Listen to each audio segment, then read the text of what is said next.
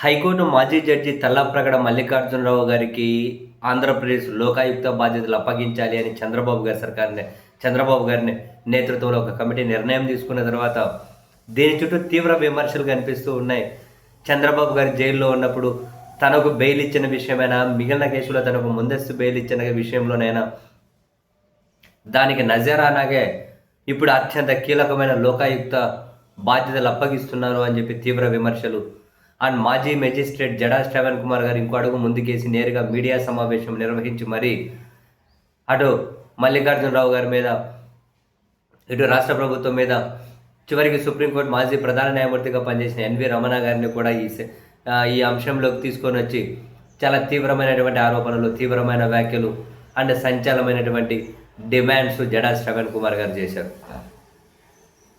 మొదట ఈ హైకోర్టు జడ్జిగా ఉన్నప్పుడు తలపగడ మల్లికార్జున గారి మనస్తత్వం ఎలా ఉంటుందో నేను చెబుతాను, స్వయాన నేను టేకప్ చేసిన కేసు విషయంలో ఆయన ఏ విధంగా వ్యవహరించాలని నేను చెబుతాను అంటూ జనసేన అధ్యక్షుడిగా ఉన్న వ్యక్తి వాలంటీర్ల మీద అత్యంత నీచమైన వ్యాఖ్యలు చేసిన తర్వాత అప్పటి ప్రభుత్వం ఆయన మీద ప్రొసీడింగ్స్ మొదలు పెట్టాలి అని చెప్పి నిర్ణయం తీసుకుంటే ఈ ప్రభుత్వం వచ్చిన తర్వాత ఆ నిర్ణయాన్ని వెనక్కి తీసుకుంది.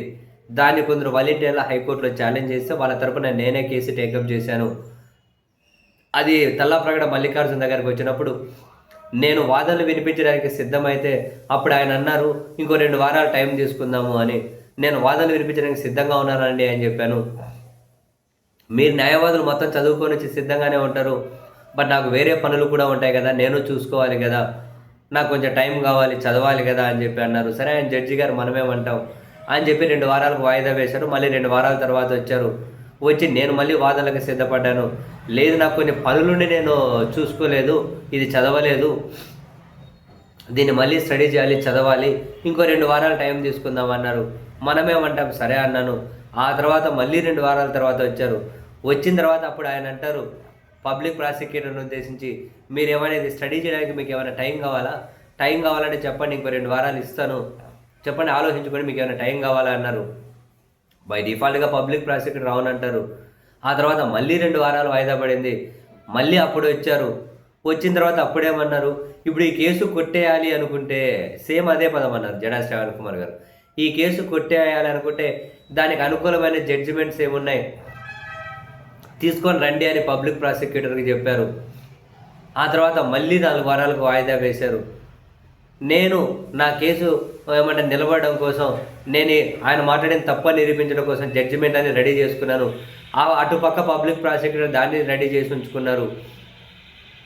తీరా వాదనలు ముగిస్తే అప్పుడు ఆయన అంటారు ఇంకో 5 నెలల్లో రిటైర్ అయిపోతా, నాకు ఎందుకబ్బా ఇవన్నీ అని చెప్పి. అది ఇప్పుడు ఇవన్నీ ఎందుకు అంటే ఆయనకు జనసేన అధ్యక్షుడికి నోటీసులు ఇచ్చేకి అప్పుడు ఉప ముఖ్యమంత్రిగా ఉన్నాడు ఆయన. ఎందుకబ్బా నాకు ఇవన్నీ అని చెప్పి ఆయనకు నోటీసులు ఇచ్చేకి కూడా భయపడ్డారు ఈయన. దీనికి సంబంధించినటువంటి డాక్యుమెంట్లని ఆయన ఛాంబర్లో పెట్టి రిటైర్ అయ్యేటప్పుడు పోతే రిజిస్ట్రీకి ఇచ్చుకెళ్ళారు. ఇటువంటి వాళ్ళకు లోకాయుక్త ఏంటి? 15 సంవత్సరాలు జడ్జిగా పనిచేసిన వాళ్ళని కాదని, యాక్టింగ్ చీఫ్ జస్టిస్గా పనిచేసిన వాళ్ళని కాదని వెళ్ళి కేవలం 2 సంవత్సరాలు జడ్జిగా పనిచేసిన ఈయనకి ఎలా ఇస్తారు అని చెప్పి మొదలుపెట్టినటువంటి జడా శ్రవణ్ కుమార్ మీడియా సమావేశంలో మరో విషయాన్ని కూడా చెప్పారు. స్వయాన తన పదవి విరమణప్పుడు తల్లాప్రగడ మల్లికార్జున గారు చెప్పిన మాటలు వినండి అని చెబుతూ ఒక ఆడియో వినిపించారు. అంటే ఆ రోజు ఆయన మాట్లాడింది. ఏం మాట్లాడారు? నేను అసలు ఈ స్థాయి వరకు వస్తానని చెప్పి అనుకోలేదు, జిల్లా జడ్జిగానే రిటైర్ అవుతా అనుకున్నాను, మున్సిప్గా మొదలెట్టా, జిల్లా జడ్జిగా రిటైర్ అవుతా అనుకున్నాను, కానీ అప్పుడు సుప్రీంకోర్టు ప్రధాన న్యాయమూర్తిగా ఉన్నటువంటి చీఫ్ జస్టిస్ ఎన్వి రమణ గారి ఏమంటారు ఆశీస్సులతో, అంటే ఆశీస్సులు అనే కంటే కూడా ఆయన సహకారంతో అన్నట్టు.